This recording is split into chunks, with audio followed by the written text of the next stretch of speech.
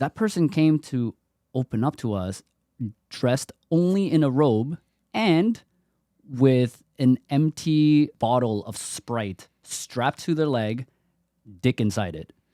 I beg your pardon. Hey, Bessie, it's your favorite caffeinated, medicated, and never hydrated Bessie. It's your best friend, Nurse John, and welcome back to your favorite podcast. I beg your pardon. Bessie, I miss you so much. We're back again for another week. We're back again with another guest, and I know you guys are excited to know who is my guest for this week. But before all of that, Bessie, do me a quick favor, and if you're listening right now, make sure that you download this episode and all other episodes that you have not listened to in Spotify and Apple Podcasts. And make sure that you follow us and turn on notifications so that you receive new notification when the new episode comes out. And Bessie, make sure that you share it too and leave us a 5-star on Spotify and Apple. And Bessie, if you're wondering what kind of scrub I wear, what brand of scrub I wear, it's Guard Malade, GARDEMALADE. And if you want a discount code, you can always use Nurse John, GMNURSEJOHN, just one N, GM. And that's the only scrub brand I wear because they are from Quebec and they are the most comfortable, stylish scrub I have ever worn in my life. And Bessie, if you also want to check out my merch, it's www.nursejohnthisTime.com and you can sign up on the newsletter and get a discount code. Well, Bessie, how is life going? I hope everything is going well for you. I miss you so much. And again, let's do some self-affirmation for today, right? Wherever you are listening right now, in your car, doing laundry, cooking, at home, at work, in the bathroom, having a mental breakdown, listen to this. Let's do some self-affirmation. I am worthy. I am loved. I matter. Anything I do matters. I can take up space and it's okay not to be okay. Good? Did you repeat that with me? Now replay that and repeat that to yourself. Remember, Bessie, if things are not going the way you want it, there's always a new day to do it again and again and again and again. And the most important thing is that you do not give up on yourself. That is the most important thing. That's why this is your therapy podcast, correct? Good, Bessie. Well, let's head on to our guest for this week. I know you guys have been asking, and I know you guys have been wondering. Well, I am bringing you guys for the next few weeks all the P's of nursing.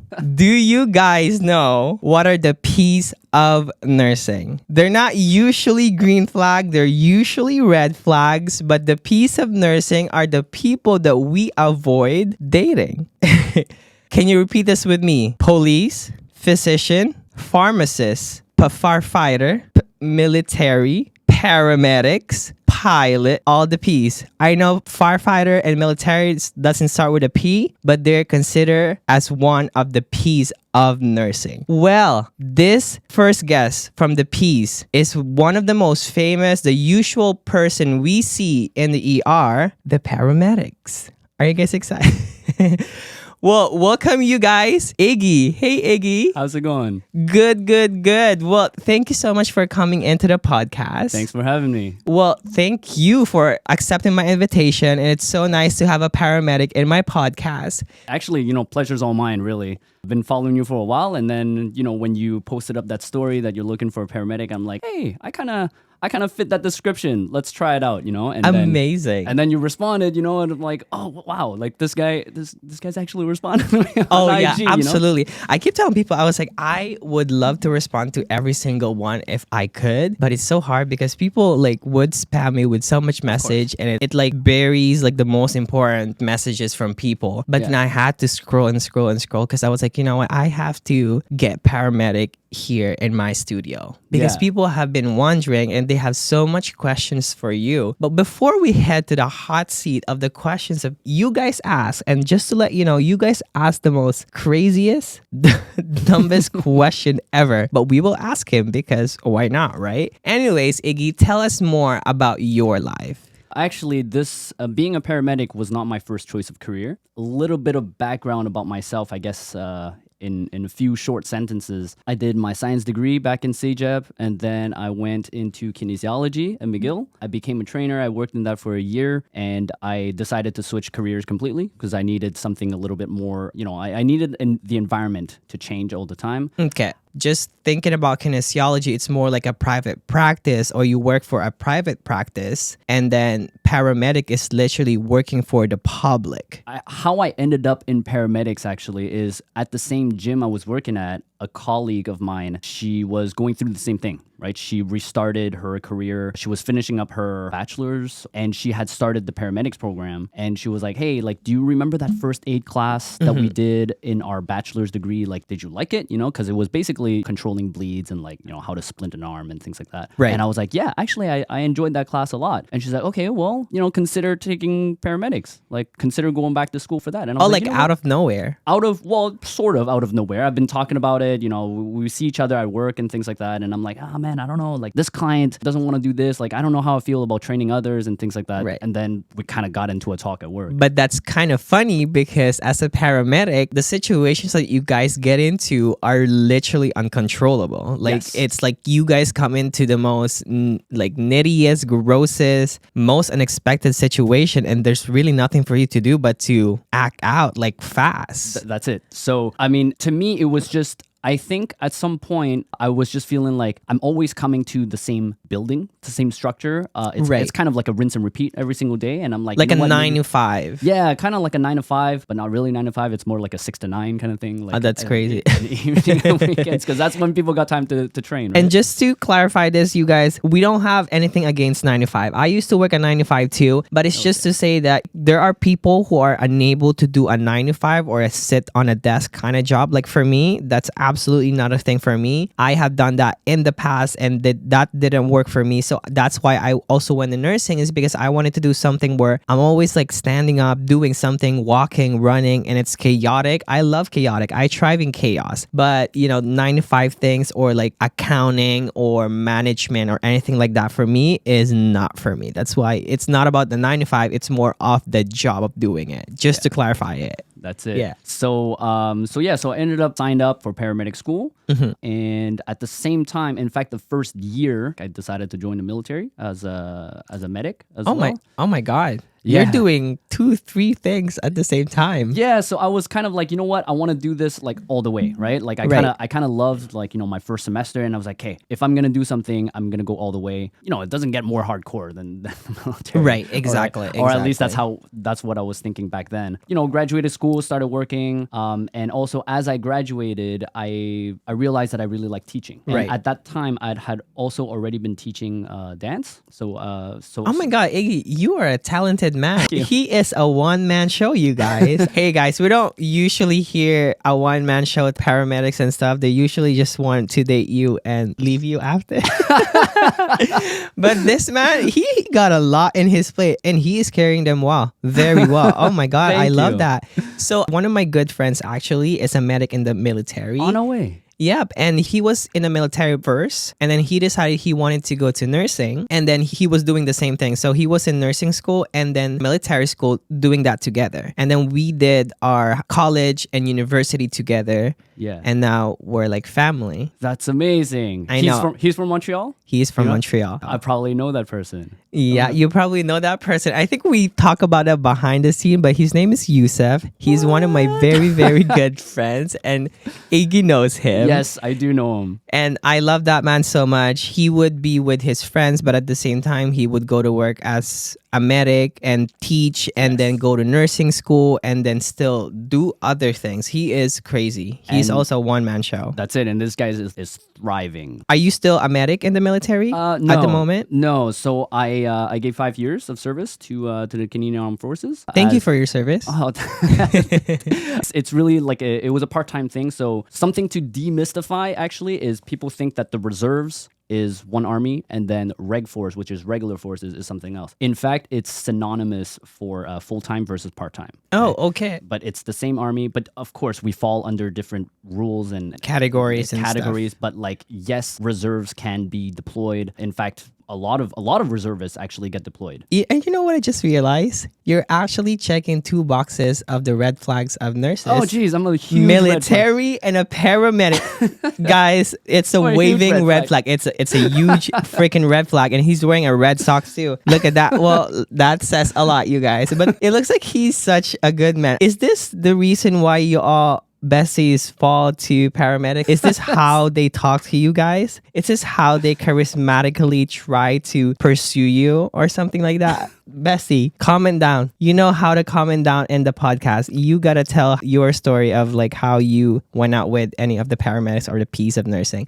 And you are married. Yeah, so I'm not that much of a big red flag. Oh, you guys, he's a married man. He has a somebody put a ring on it already.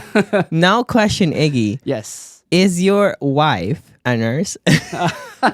we just have to clarify, you guys. We don't want to assume, but like, you know, there's a big chance. She's not a nurse. Oh, okay. We also met before this whole paramedic thing. So we've been together for a long time, and that's really she supported nice. me, you know, throughout my entire path of whatever I'm doing, because it's like a plethora of things, right? So And that's amazing. Yeah. I mean, like, you wouldn't be where you are right now, I'm pretty sure, without her support. yeah, 1,000,000%. I think the supportive environment and what you get home to after a long, crappy shift is the most important part of your day, I think. Yeah, 'Cause- 100%. Mhm. I think it's kind of a danger, right? Like for people in our field, if we go through a lot of things, we bring it home, you know, involuntarily, right? We bring it home to the people that we love, like we bring it home to our families and things like that.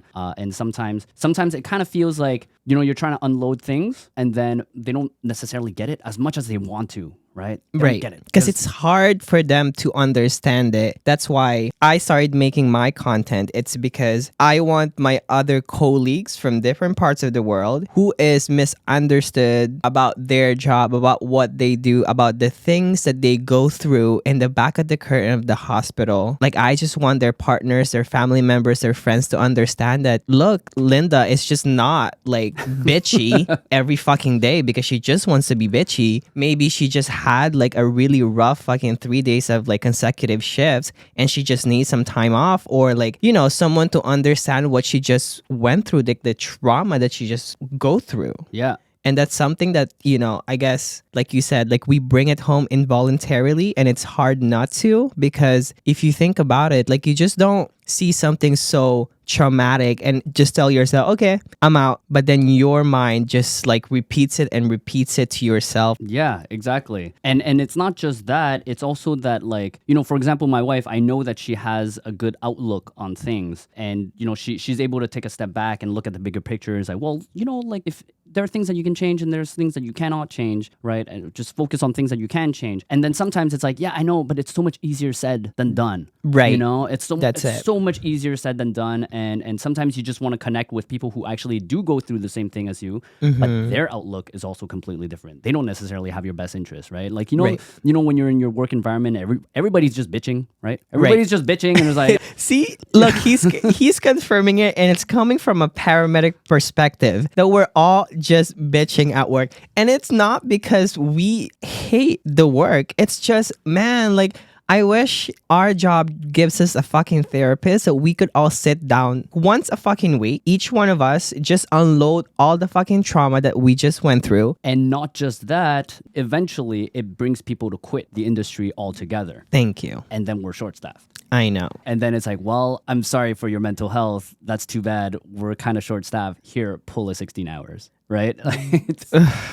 Well, it's Way too same familiar, thing. right? Same thing. It's Exactly. so familiar. The struggle is just completely the same. Yeah. Like that's it. there's not even a strand that's different. You know, you know what I mean? Yeah. So anyways, before we talk about all the traumas, and I think you guys are already relating to this, and I know you guys are like, oh my God, this is it? This is how we're gonna start the first 15 minutes of this. I don't want to, you guys, but you know, we're just unloading traumas because we understand each other. Just like how when you talk to your bestie and you guys understand each other and you guys just like go in this circle of like trauma dumping. That's what we call it, trauma dumping. Yeah. Anyway, so going back, so paramedic was never really like a passion that you've had from the very beginning. Yeah, that's right. So I kind of found that through, you know, schooling and things like that. I did that.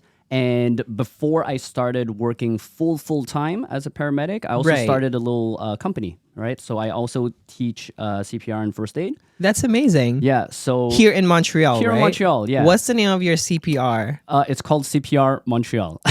Quite literal. The most basic thing that you can find right now, cprmontreal.com or .ca? .ca. .ca. .ca. CPR Montreal. If you ever want to get certified by Iggy, Yeah, so it's either me or my team. So you yeah. and your team. You know what? You have to certify me because I think my CPR is expired. Let's go. No, maybe it's still not expired because I'm teaching right now. So I need that. That's right. I So have to it's- check it. It's still good. right? It's I still have good. to look at my the Heart and Stroke Foundation too. And that's what we certify with. That's amazing. Yes. You're really doing a lot. Let's go. And So- I'm happy for you. And it Thank looks you. like you're doing it like you're doing it with so much poise and passion. And if you love it, that's good. Yeah. So I went into teaching for that, and that's kind of like my little baby, right? It's kind of like my own business. Right. And then very recently, I started teaching at a CEGEP for paramedics. Yeah, and for people who's listening, what SAJEP is, SAJEP basically just means college. Because we have college and then you go to university to take up your bachelor. So you were doing that and then... And then that's it. Here I am now, and I stopped being a full-time paramedic as of last year.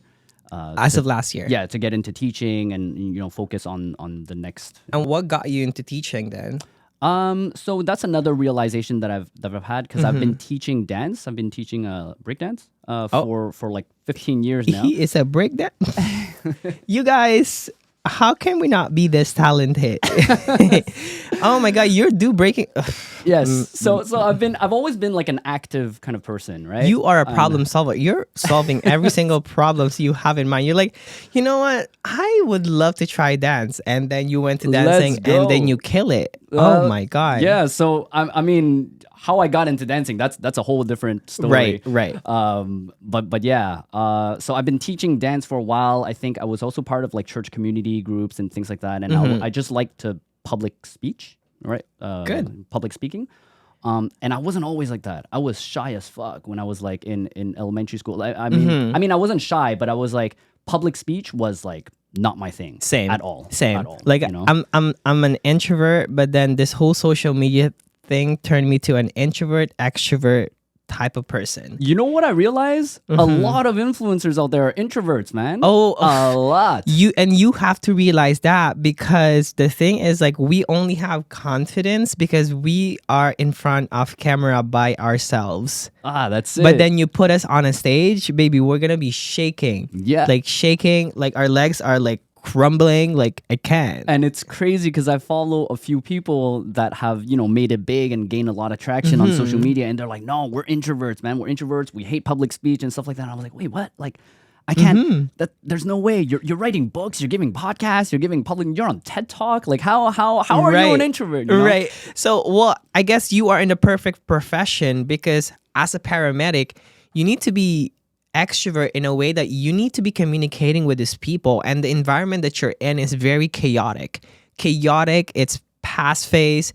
You need to be there as much as you possibly could, like mentally, physically, and emotionally. Yeah. And I think you can give that as a paramedic. Yeah, I think it's particular in the sense that what's different paramedics versus nurses, for example, is that you guys take care, depending on what department you're working in, but you're taking care of 2, 3, 4, 5, 12 patients at a time. Right.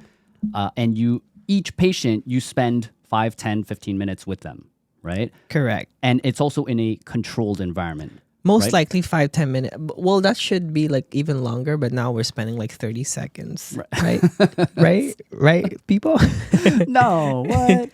Now I'm telling you, 30 seconds is max. Sometimes I'm just like, hi, Mr. Smith. Bye, Mr. Smith. I'll see. She's like, what? Wait time is 10 hours. Nah, I'm out of here. All right, bye, Mrs. Smith. And that's not on us. That's for the government. Yeah. That's it. Please give us more, And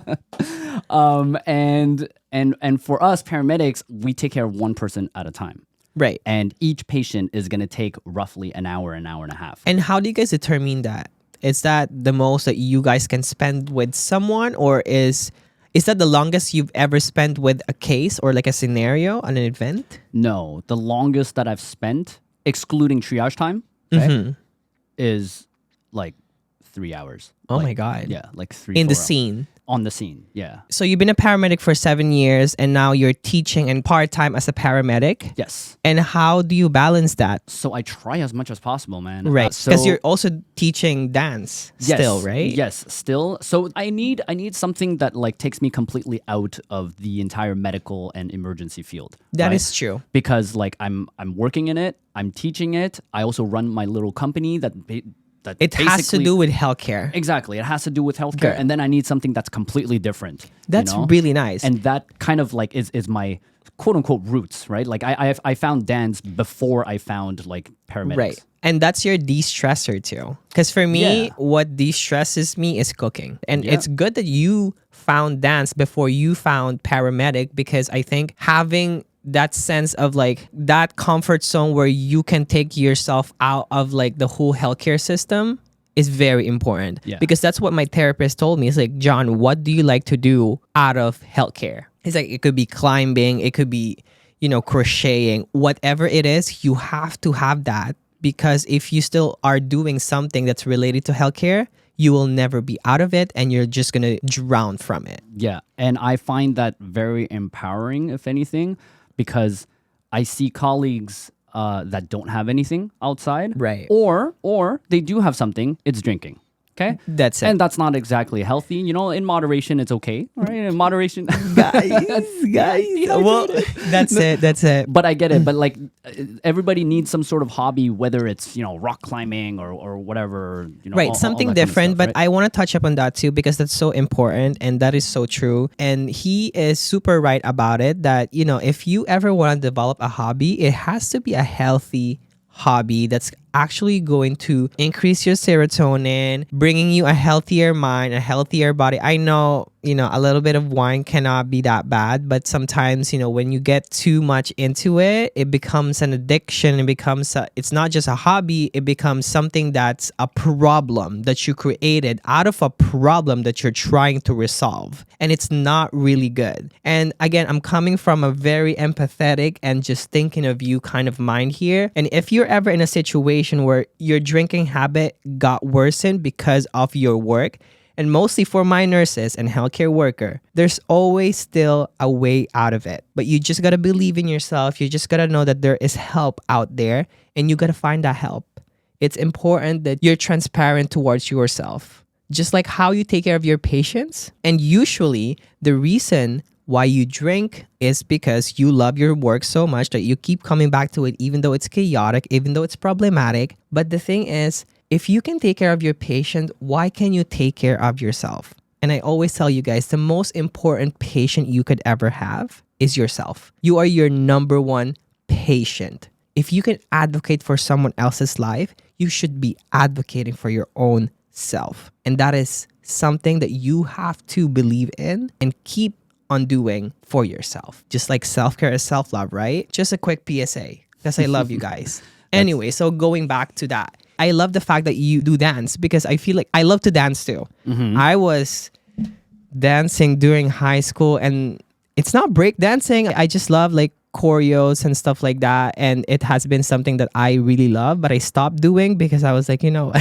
my body is not made for it anymore. But it's okay. It's okay. And it's funny because like my body is starting to, I can't catch up with like 18-year-olds no more. But it's also like, a shift of interest and things like that. But Right. so for me, I've always been into writing as well. Oh my so, God, like, yes. So like, music and things like that. I'm kind of, dabbling in that a little bit, like into music making and whatever. So, hey, maybe one day it will just shift from dance to like. And you music. make music too? We'll see what happens, So No, we'll see what I'm just happens. like realizing how much things you're doing, and I love it because you're such a talented man. Thank you. That's a blessing to be able to do that. It really is. I think I really got to thank my parents for that because Yeah. I've been, typical Chinese, man. Like I was put into piano classes when I was 6. Oh my God, that's so funny. Yeah, I did all of these things and like I was always into sports and like whatever, blah, blah, blah. So I always had a athletic and also like an artistic kind of like side that was like nurtured. And this your parent, were they born here? Were they immigrants? No, my parents are immigrants. So that's funny, because my next question to you is, what did they tell you when you went to kinesiology or paramedic school because, typical Asian parents would want you to be either a doctor, an engineer, an architect, or anything that's like, Yeah. out there. Yeah. So here's the general breakdown. Okay. My dad is the eldest of six. Okay. He's the provider of the family because my granddad on his side of the family was rarely home because he was a sailor. So he was like, just never home. So he had from a very, very young age. So he was the breadwinner of the family. Basically. And when he came to Canada, he was the first one of the family to come to Canada and kind of like scout out the terrain. Right, right. So he ended up opening a restaurant and kind of like, provided for all of us and things like that. And in fact, both my parents, they never expected any sort of like job for me. They did invest in, how is it called? The REEE, I think. It's basically like a government investment program for your university. For university, where they Exactly. save up money so that their kids have money for university type of thing. Exactly. Yeah. So they invested in that in their head going like, well, you know what, in 20 years, in 17, 18 years, when he goes to university, we're going to have the funds for it. Like we didn't grow up rich or anything like They're that. smart people. Yeah. So they did that. So all they really, really cared about when I was growing up is like, as long as you hit university, we're good. Do something that you like. So if you're able to take care of yourself, like you're good. And that should be it, right? That should be it. Parents should always be supportive of. That's the other P. Don't date a parent. Don't date a parent. Oh, don't date a parent, huh? Some of y'all besties have dated all their people out there, huh? I know, Bessie. You guys have told me stuff, and I know, and I'm keeping it a secret just between us. But yes. Well, that's how a parent should be, right? Like, Yes. You do whatever you want in life as long as you're happy, because at the end of the day, it's you who does the job, who will be, doing it for I don't know how long. And the worst thing you could ever do is do something that you don't want to do and then regret it and then restart your life at some point. It's like what you're doing, Iggy. You were in military, and then you were in paramedic, and then now you're still doing dance and now teaching. You can do a lot of things. But it's just hard to restart life at some point, and it also depends on your life situation. And I'm coming from like my experience because it was hard for me when I immigrated here to Canada and come back doing post-secondary high school stuff because, well, the credibility and the amount of stuff that I had back in the Philippines just doesn't equalize here in Canada. And it was so hard for me to pick up myself, but I had to because otherwise I wouldn't be here. But yes, it's hard. The word restarting, okay, for all the the audience and things like that. I you know what, like I don't like to use the word restart because to me it kind of sounds like you're undoing what you've already done. No, to me it's the same journey. It's just keep going in the same direction, right? Like I cannot say, I got my bachelor's in kinesiology. Had I not done that, I wouldn't be the same person that I would be if I enrolled in the paramedics program at 18 years old. That's actually so true. It's such a good way of seeing things. It's that you're still doing the same path. You're just taking some turns and stopping by and then continuing the same path. That's it. And it's funny because that mentality was taught to me by one of my professors back in kinesiology. But he taught us the neurology chapter, and he was a professor for that specific chapter only, right? He's the masters of like neurology. Right. And he was saying how he changed careers 3 times already. And he's like, yo, on average, people switch careers 3 times in their lives, right? So, just remain open to these things, So for me, like when I was studying in paramedics, it's already my quote unquote first career change. I gave myself 10 years, I gave myself 5 years, 10 years. And I'm like, I'm sure that after 10 years, I will have experienced what I needed to experience. And I'm sure that I'm going to find a way to pass on that love, that passion, that whatever that it is. And I can move on to other things. And I don't think it's, I don't think it's a bad thing. It's exactly. And it's just to say too, like for other people, because a lot of like future nursing student or people who wanted to go into nursing are asking themselves or asking me, John, I'm like 40-year-old, 50-year-old, 60-year-old. Is it too late for me to go back to nursing? Or like, I'm 27. I'm not going to go into nursing school because I'm way too old. It's never too late to do something that you want in your life. That's it. And the last thing you want is at the end of your life, when you're close to, death, regret the things that you wish you would have done like 10, 15 years ago. Yep. Because again, I think life should always be about growing, about learning, about like, improving yourself and becoming a better person. And the only way for you to do that is to explore things, Yeah. is to take risk. Yeah, and I find that, while we're young, right, we think that we have all this time in the world. right? Exactly. But you have to remember, you'll never be as young as you are right now. Right. Or right now. That's Or true. right now. Right? Like time just keeps Exactly. going. It just That's keeps it. going. For us, we always kind of like try to rationale things of why we don't want to do it or why should we not do it, but never, well, I could do this now. Yeah. I should just fucking do it. Yeah. And you know what's funny? I realized something within like the paramedic world is that a lot of people quit after 1 year or 2 years, and then there's a dip, and then a lot of people quit around the 5-year mark, and then a lot of people quit around the, let's say, 12, 13-year mark. Okay. And I think it's because, in the first year or two, if people quit, it's because, it's too much or Right. the job is not exactly what they signed up for, and that is it. At 5 years, that's when people can do the job with their eyes closed, but they want more. They want That's something it. different. They're like, you know what? That's it. Like I don't have to be stuck in this, and I'm still young enough to be able to do things, otherwise. And there are people who always feel stuck in their job. Because Yeah. I have worked with, a few people who have been working as a nurse or in the same unit for like 15, 20, 30 years. And whenever I ask them, why have you not tried any other specialty or do any other things over this? Because they're like, well, I'm comfortable. I like this and I don't think I can restart again and do this again because that's just a lot of work. That's it. Comfort has a price. Right. Right? When you get comfortable, when you're like, I'm good, you're paying a price. And the price is that you're not nourishing your soul. You're not growing, you're not learning, you're not being stimulated. Like you're just becoming complacent, really. Right. When I talk to colleagues that are counting down the years, days to the days I can kind of understand it, but like when they're counting down, like, oh, I got 10 years left to retirement. It's like, yo, 10 years is a long ass time, man. Are you kidding me?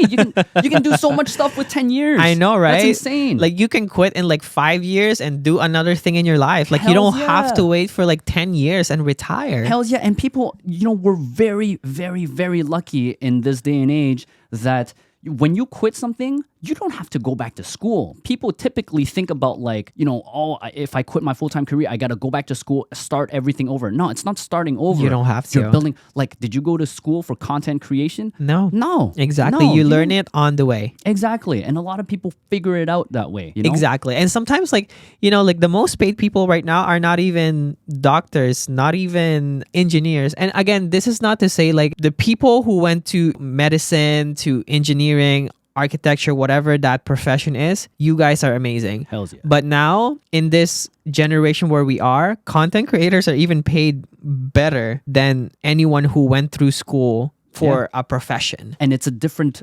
style, it's a different type of work. Right? Exactly. I'm not taking away anything from education system at all. Okay. That's true. Some jobs, 1,000,000% you need to go to school. I want my doctor to be in school and perform and do Oh all yeah, of for those sure. things. That's it. 1,000,000%, right? I'm just saying that like you don't necessarily you don't have to associate a change of career to going back to school.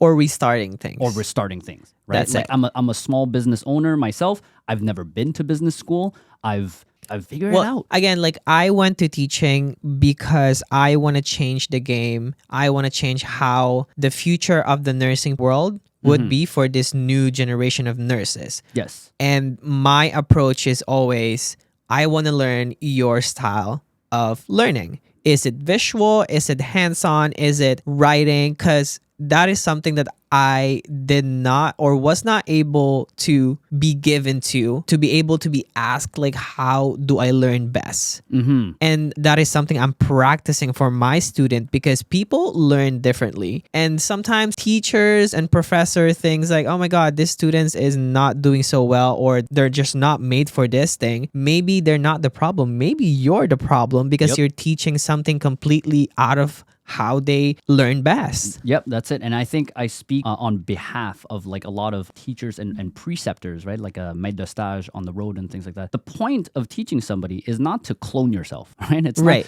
Not, a lot of people assume that like, hey, I learned something a certain way. Back in my days, it was done like this, so I'm going to put that on you as well. It's like, nah, times are different. People are different. And honestly, you know what? You have to be different. If That's the world true. is changing, you have to change with it. Exactly. It's a matter of adaptation. If you cannot adapt, get the fuck out. You know, like That's true. you're not the proper person to be teaching, to be transmitting the next, thing. Like you're not the right person. That's all that it is. That is completely And I think true. that all teachers, anybody who has any sort of influence on the next generation, as to speak, has a responsibility to adapt. That is true. Because again, like there's so many things now that you can learn Yeah. and how you can learn. So it's very different. Yeah. Anyway, so proceeding to the hot seat, because I asked the internet things that you want to know more about paramedics, and you besties have asked the worst questions to him. So we will be asking the questions right now here in our pod. The first question that people ask, are the rumors true to avoid dating paramedics? That is the first question. You guys are perfect. Rumors about dating paramedics. I guess it really depends on what you heard. Exactly. It depends on what you heard. I guess it depends on who's asking, really. I'm gonna assume that the question really goes along the lines of like, we're huge red flags because we go around everywhere, we sleep with everyone, and like things like that, right? Right. I think the nature of our job is, first of all, to travel. Okay, so we don't have necessarily like a home base. We get to go inside other people's homes, right, into their personal lives and things like that. Right. And we go from hospital to hospital, right? So we see a lot of different, we see a lot of people, right? Now, I guess it really depends on that individual person's morals, because it's strongly dependent on that. But I guess the rumors are stemming from the fact that, like, yeah, we've been, quote unquote, given the tools to cheat, for lack of a better word, right? Right. You're traveling all the time. You can even work overtime. You interact with everyone and anyone. Exactly. And you can see people in their most vulnerable, right? Right. Yeah, we're quote unquote given the tools to be able to do whatever you guys want. And I Exactly. think this whole like toxic relationship between paramedics, police, firefighters, and all the piece of nurses is stemming also from the fact that we relate so much to each other. Yeah. I think it's a trauma bonding that we have in common that makes us, man, you understand me? Like, that is fucking sexy. I think that's what we crave for. Yeah. Like, we were speaking about it earlier of how, like, our partners who are not working in the same field, or families or friends, no matter how much you explain it to them, they will never, ever get it. But then you meet this person out of nowhere. They look good. They bring you the patient. They save someone. And then you guys start talking. And then you guys start like, wait a second. yeah. You know what I just went through? You understand me? I think it's the comfort of knowing that, oh my God, this person gets me. This person actually cares about what I just went through. It's not just, it's more like, fuck yeah, I Yeah. was there too. Yeah, and not just that, is like we treat the exact same patient, right? So Exactly. whatever happened to you with that patient, it also happened to me, but in a different context, right? And that's a big difference between paramedics and nursing, is that the environment is completely different. We work in emergency, so us police officers and firefighters, we see the patient in their, quote unquote natural habitat, right? How we pick them up as how they are, versus in a hospital setting, it's your station, right? It's your environment, and they come in. It's a completely different field. That is so true. But we connect very well in that sense that, like, it's like very same, but also very different. That's Exactly. You know, Like, I don't know how to explain that or how to put that in word, but it's same, but it's different Yeah. in a way. Now, my next question is, I'm still confused of what is the difference between a paramedic and an EMT? so an EMT. Let's put it this way: EMT is actually not a term that we use here in Quebec. Okay, so 'Cause- we just use paramedics. Yeah. So just to clarify a few things, the term paramedic in the States usually means an advanced care paramedic, as how we call it. Right. So here we live in Quebec, which is a very special place, to say the least. Very right? special Very special place. province to live. Yeah, and how we like to, arrange things and Do how- things. Yeah, do things. Let's just leave it at that. But a paramedic in Quebec, there's primary care paramedic and there's advanced care paramedic. Mm-hmm. Okay. And then we have first responders, which technically would be the equivalent of an EMT. Okay, first responders are EMTs. Yes. So first responders in where I work is they are covered. In fact, they're firefighters. Okay, so firefighters would show up and they will do the most basics of first aid and, like, for example, CPR. Right? Okay. There's a gas leak, somebody's on the ground, they're in cardiac arrest. They will start CPR. They'll do the basics of it. Okay, because that's my question. Because I always wonder why a firefighter and a fire truck is always on the scene when there's no like fire or anything. Like, what are they doing here? Shouldn't there be an ambulance here, or Yeah. So if it's for a medical purpose, usually firefighters, they're first responders because they're first, right? The way the 911 system works here is that ambulances are centralized. Okay, Right. So for, let's say, for Montreal, it's the entire island has, let's say, 100 ambulances that are running around. Okay. So which makes us a pretty rare resource, right? Because if for some reason, let's say in the West Island, it requires 50 ambulances, then now you have to disperse the other 50 throughout the entire island of Montreal. Wow, that's really like Yeah, scarcity almost. that's it. So ended up happening is that, like, we noticed that, like, ambulances cannot get to emergencies fast enough. Okay? just like in the movies. Exactly. It's just like in the movies. And then firefighters, on the other hand, it's different. You guys might have noticed that every municipality has at least one fire truck.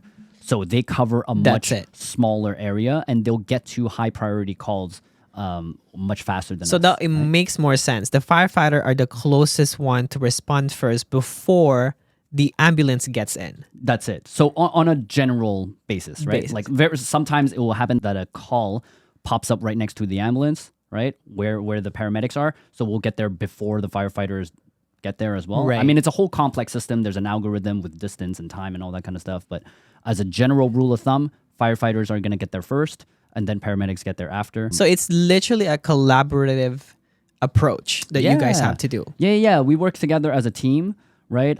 Even we give them the training for basic first aid. Oh, Right? that's amazing. So that's something else as well. That's good to know. That's good to know. Next question. How do you guys deal with the impacts to your mental health from your job? Like PTSD, traumas, and the things you've seen? Yeah. I think the hardest thing, the first step is actually to recognize. Right. Very important, you guys. Yeah. It's very often overlooked. We talked about this a little bit earlier in the podcast, but like, we get like one class on psychology and like stress management and things like that. But Very then, true. But then you get on the job and it's really the only class that actually mattered. Right? Right. We teach you how to deal with other patients, but we barely touch on, like, how do you de-stress after your work? That is true. They put you in a cage with 7 lions and they teach you how to respond to that, angry lions, but never on how you can calm yourself in that very situation. Yeah. How do you deal with your own little lions in your head afterwards?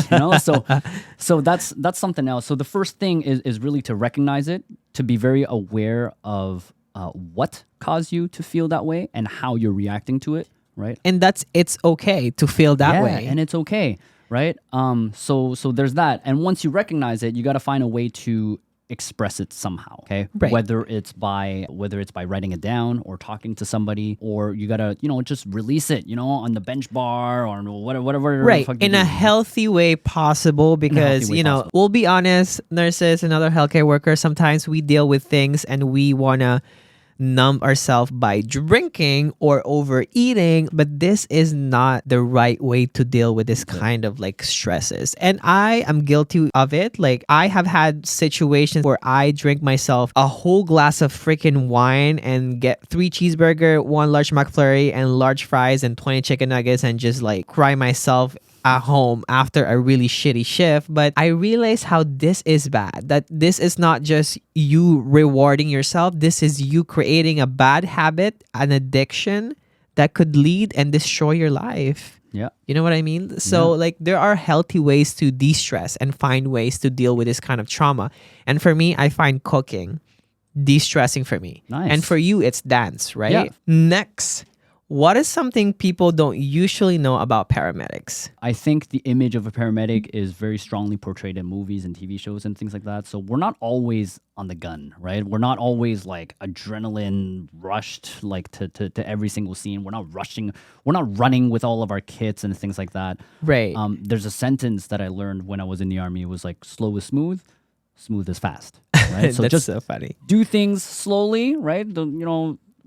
everything is proper and it will be smooth, and that will be a lot more efficient than if you just run around like a headless chicken and nothing gets done. And honestly, I realized that too, because when I started nursing and I'm on like a very stressful situation, I used to tend to react in a fight or flight. And I realized how it's not really helping me and it's not efficient comparing to when I'm calm, collected, and like, let's do it this way, Yeah. step by step, and we're gonna get there. Yeah. And I think that's also is coming off of how you can mentally carry on anxiety provoking events. I think it's just for us to be more in touch with ourselves, Right. right? To kind of relating to the previous question as well. It's like, you know, that's how we deal with it. You got to recognize it and understand yourself first. True. Before you can move on. True. Next thing. What is the hardest thing about dealing with someone with T1D low blood sugar emergency? Whether it's type 1 or type 2, it's kind of the same thing, right? Because your blood sugar is low, your blood sugar is low. That's true. So we manage your ABCs, right? Right. So we make sure that you're minimally alive. And you give the guys carry medication. glucagon, right? Yes, that's right. So we carry glucagon. We also carry the glucogel. But of course, if somebody's unconscious, you can't give that. So that's something that raises up your sugar. If you are in hyperglycemia, so that's somebody with too much sugar in their blood, that's a little bit less of a life-threatening emergency. 'Kay. So we'll basically what you need is insulin, right? So we transport you to the hospital and manage everything else along the way. But that's hopefully that answers. Also, my other question is, I'm just wondering, what kind of medications do you guys carry in the ambulance? Like the usual ones? Yeah. So we just talked about glucagon. That's one.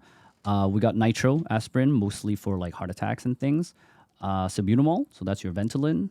Epinephrine, Narcan as well. And there's other medications that are coming up, not yet on. Perfect. So the usual basic stuff that we have almost in ER. Yes, the most urgent care ones. Right. Right. So the advanced The care emergency paramedics- ones. Yes. Yeah. Now the advanced care paramedics, they have a whole lot more medications as well, but I can't really get into that because there's like 30 of them.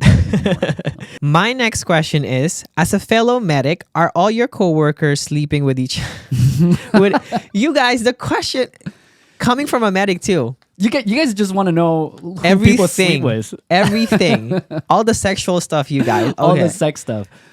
So the answer is no. Not all of my colleagues are sleeping Okay, with each other. not all you That guys. doesn't- Some. That's exactly. Just Some. like in nursing, you guys, not all nurse and doctors are sleeping with each other. That's it. Some. Some people are sleeping alone. Anyway. Yeah. Next. What was the most traumatic or life-changing experience you've had so far in your career? That's a deep one. That is a deep one, and I'm going to share some with you that's a little bit more personal to me, okay? Right. And this is to contrary belief, is not very traumatic to the majority of people, okay? So, a few years ago, I lost my sister, okay? I am so sorry.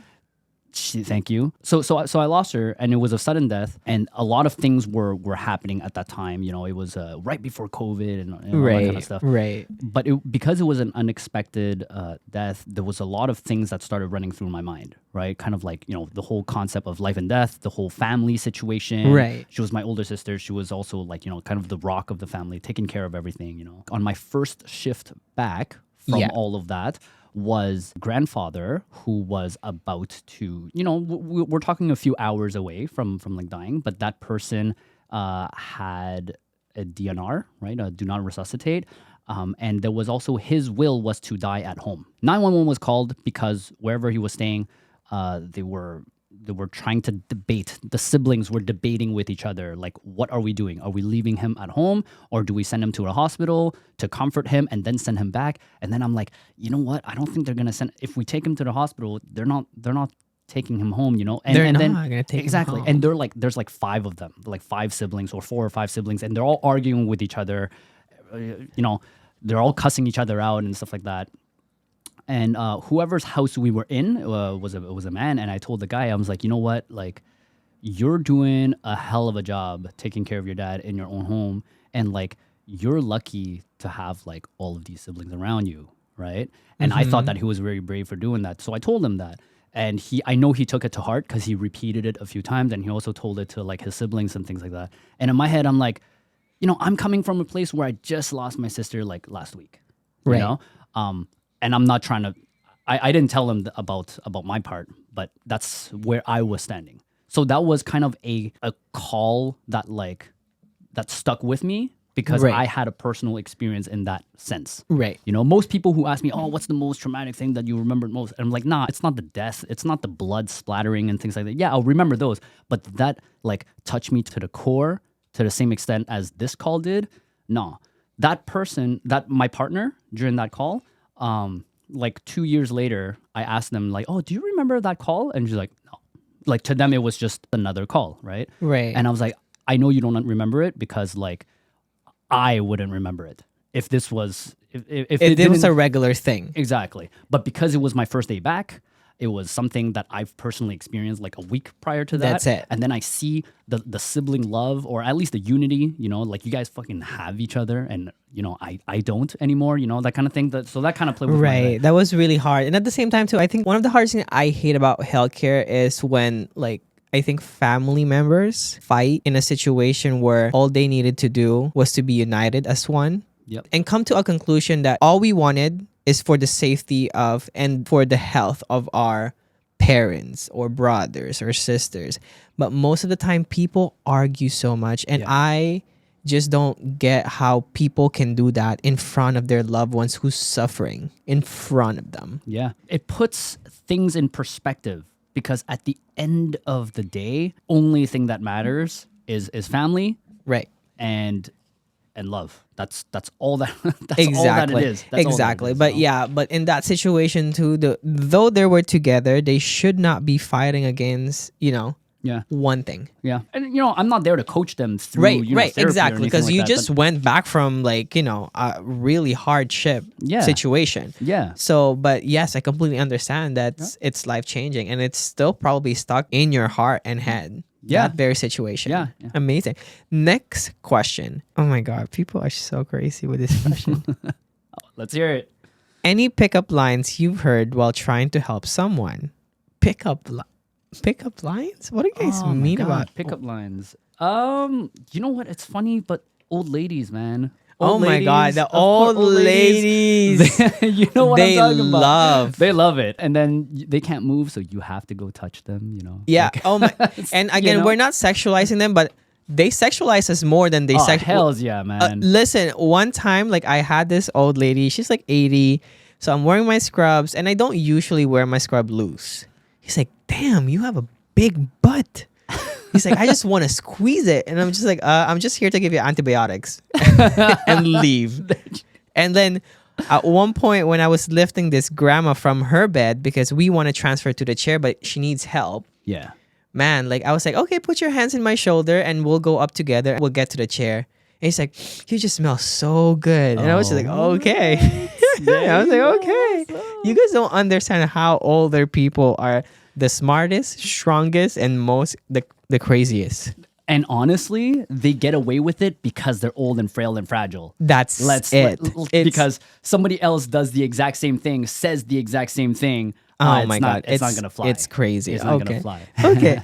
Coming back to this, any pickup lines you've heard while trying to help someone? I think one of the crazier ones, kind of relating to what we were talking about, like old ladies. So this was a 911 call for a potential hip fracture, right? Oh my God, yeah. So we come around, you know, I'm doing my thing, whatever, and I'm like, you have to squeeze the hips, right? To Right. see, you know, does it hurt? And she's like, oh, no, it doesn't hurt, but, you know, down there, you know? And I'm like, what you mean? So I'm touching her legs, but I'm trying to feel if she has any fractures or not, right? Right, correct. And then I don't remember the exact wording, but it was something she seemed like she wanted to point towards her vagina. Right. So then I was like, well, where does it hurt? And she's like, you know, down there. And I'm like your vagina? And, you know? And she's like, yeah, what you play with, you know? And I was like, bro, I'm like, nah. That's so funny. That is so fun.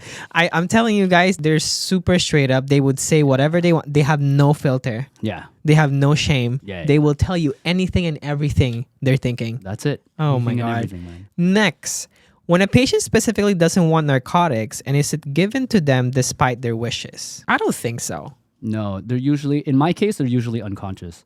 Yeah. So like they cannot really decide if Yeah. but you decide for them. Yeah. And in a state of like confusion and emergency situation, I think if you're the sane one and you're the one who has the medical Yeah. knowledge about it, I think you should decide for this person Yeah. and again, your decision is about helping them and Correct. keeping them alive. That's it. So that's implied consent. That's it. So whoever is not apt to make their own decisions, you assume that they want what's best for themselves. That's And, it. I mean, unless we're talking about somebody with dementia, Alzheimer's, and that That's kind it. of stuff. But they would usually already be in a center for that. Okay. Makes sense. But narcotics, No. overdoses and things like that, they're usually They're unconscious.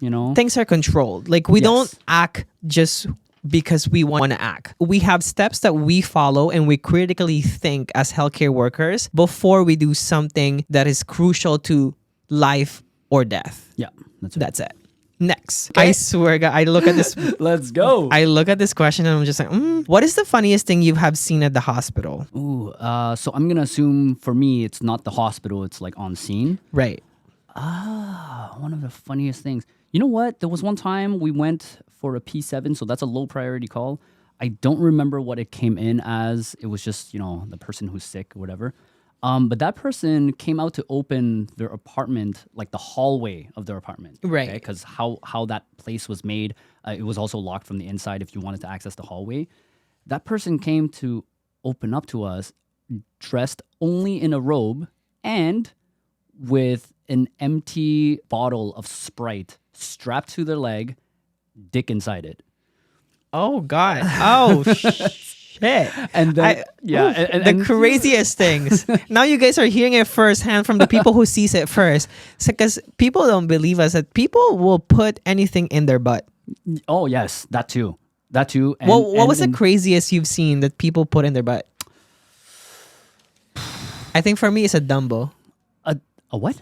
A dumbbell? 2.5 kilogram Dumbo. Oh, damn, that's some heavy stuff. Oh, shit. some heavy That was a stuff. lot of work. Was it a guy or a girl? It was a guy. It was a guy, Mm-hmm. of course.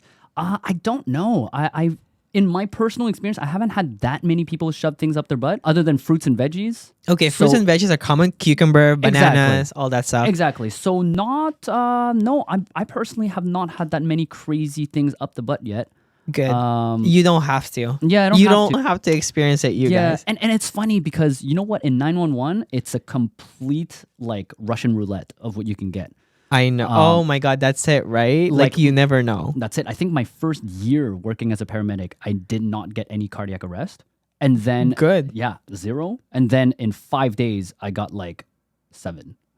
Oh my which Lord. was like an unheard of record kind of thing. Right. And yeah, Are you now calm and collected whenever you approach like or you go into a scene of a cardiac arrest? generally speaking, yeah. I mean, Okay. in this field of work, like I think it doesn't take, you've talked about it in your past podcasts. Yeah. You don't need like 20 years experience to have seen it all. You have a lot of exposition, especially that we live like in an urban area.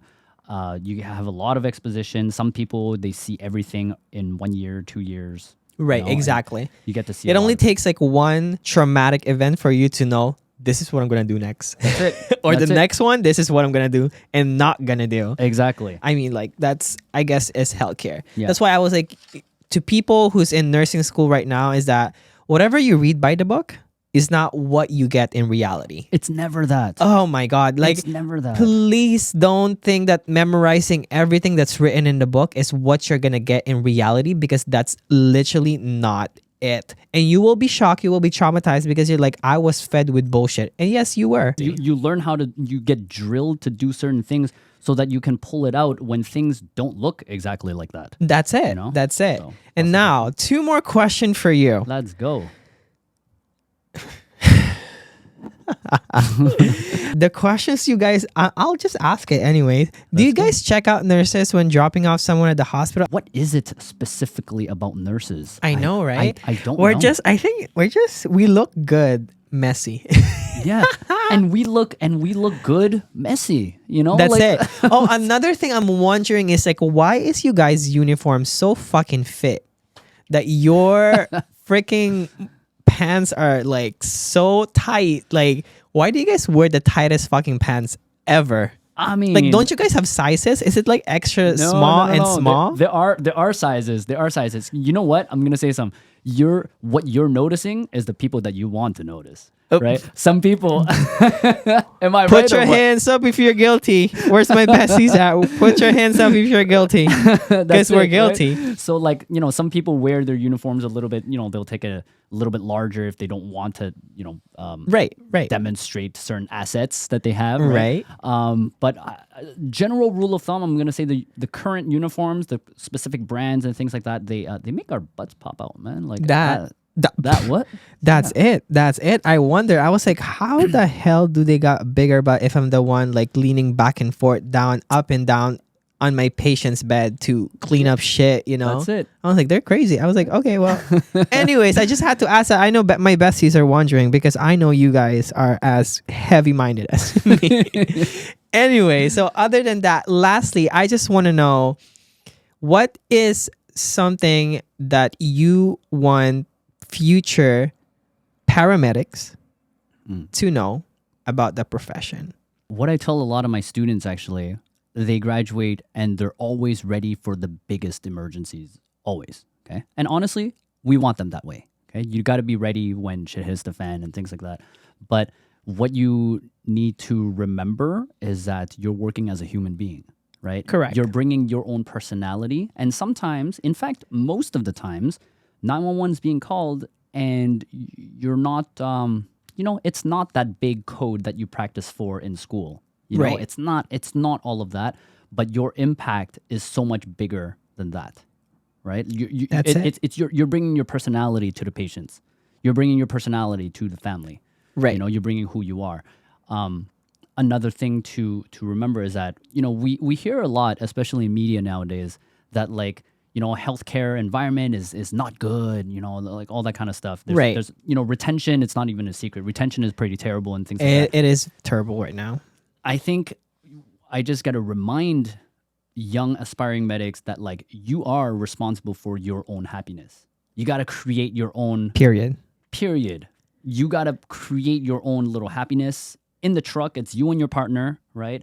Once you clock out from work, you're still a paramedic, you still matter and stuff like that. Like, but you got to look out for that. And it's not the employer's job to take care of you outside of work. You know what I mean? True. And a lot of people, I find, throughout the years, like they tend to forget that. Don't get comfortable. Like you got to create your own joys and little things like that as well. Right. Once you clock off, yes, you're still a paramedic, you're still a nurse, you're still a doctor, you're still a social worker, but then separate that life, that working life. I am John outside of Nurse John. Yeah. And Nurse John and John is not the same thing. And I can enjoy stuff that doesn't involve healthcare. That's it. And you got to take care of John. You got to be your own nurse outside of nursing. Exactly. You know what I mean? Because the most important patient is yourself. That's it. That's the most important part, right, you guys? And all the guests that I've been inviting in here, I'm just relating to them in so many extent. I don't know how, I don't know why. Maybe it's all healthcare. No matter what, you're a male or a female healthcare worker, we just relate to so many like ways and parts of this job. And again, we do this because we care. We do this because we are passionate about it. And that's it. I think there's also a bitching culture in healthcare, right? There is. And it's almost cool to complain. And then it's something else that I also want to tell the young medics, because it won't be very long before you start finding things to complain about. Right? Exactly. And like I said before, because it's fucked. Yeah, the system is fucked. Yeah, and there's actually no way to actually fix the perfect world. Does not necessarily exist. Okay, like you talk to the private healthcare system in the States, they found solutions to your problems, but they also have other problems that we don't have here. That's it. So the grass is not greener on the other side. But just don't get caught up in the whole bitching culture and just don't attract all that negativity, right? That's it. Like you have to look for the positive of where you work, because if you start the journey of your career just bitching and finding all the negative things, you'll be drowned with all the negative stuff, because it's right there. It's in front of you. But how can you turn this negative into something positive and make something out of it? And one thing I want to address before we end this is, I know that you're a content creator too. I know you're making contents about paramedic. How is that life for you? How did it started? You know what? It started off as me making little vlog videos, really like so acting little skits. It started off like, for myself. I wanted to remember in 20 years, look back and be like, oh yeah, that happened to me. That happened to me. That was a specific patient, this sort of event and stuff like that. And then throughout the pandemic, it just kind of like got a lot of traction, right? So a lot of paramedics reach out and like, yo, that's really funny. That it makes us laugh and it's really uplifting and things like that, and like keep going.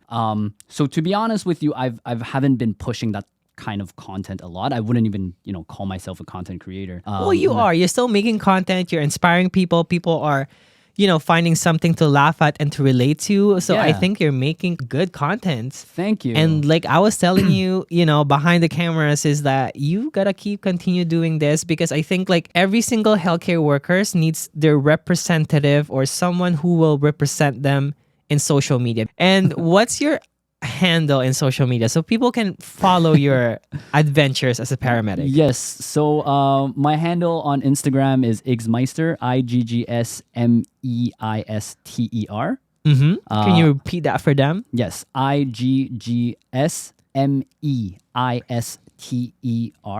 And they can follow you there and they can see your life as a paramedic. Yes, that's it. And I mean, there's TikTok, but I don't post that much stuff on TikTok. But do it. Mostly, do it. Yeah, do it. Yeah, I'm telling you right now, you should be doing it. I know the TikTok algorithm is like, let's go. You should do it. And for people who's wanting to post their live things they want to do it. Let's see, like, life is too short to not do something that you want to do in your life. And again, like, you don't want to regret something at the end of your life and just like, I wish I could have done that, thing I was thinking like 20 years ago. Just do it. And on that note, we don't ever get younger. That's it. We don't ever get younger. And we always tell ourselves, oh, I'm going to do that once this is... No, do it now. Do it now. Do it now. Do it, all of it. Yeah. Now you give me more motivation to do more things. I want to travel again, so I'm going to book my next flight. I don't know where, but I'll book it. Right now. Just like pull up my phone and just like book it. But yes, well, you guys, wow. That's a lot of learning from a paramedic perspective. And I hope you guys all have gathered some more educational stuff about a paramedic, some perspective from them, understanding, and not all of them are sleeping with each other, and all the nurses. Again, thank you guys so much for listening to our podcast. And before you end this, Bessie, quickly do me a favor. Make sure that you download this episode and all other episodes that you have not listened to on Spotify and Apple Podcasts, and make sure that you leave us a 5-star review. And Bessie, follow us too and turn on notifications so that you receive new notification if a new episode comes out. And Bessie, again, remember, do whatever you want in your damn life. It's your life. It's your decision. And again, the most important thing for my healthcare people and for people who's working, your most important patient, your most important client is yourself. And thank you guys so much for listening again for this amazing episode. And I will see you guys again next week for another therapy episode of I Beg Your Pardon. Thank you guys so much. Goodbye. Okay. That was good. Yeah. Hells yeah.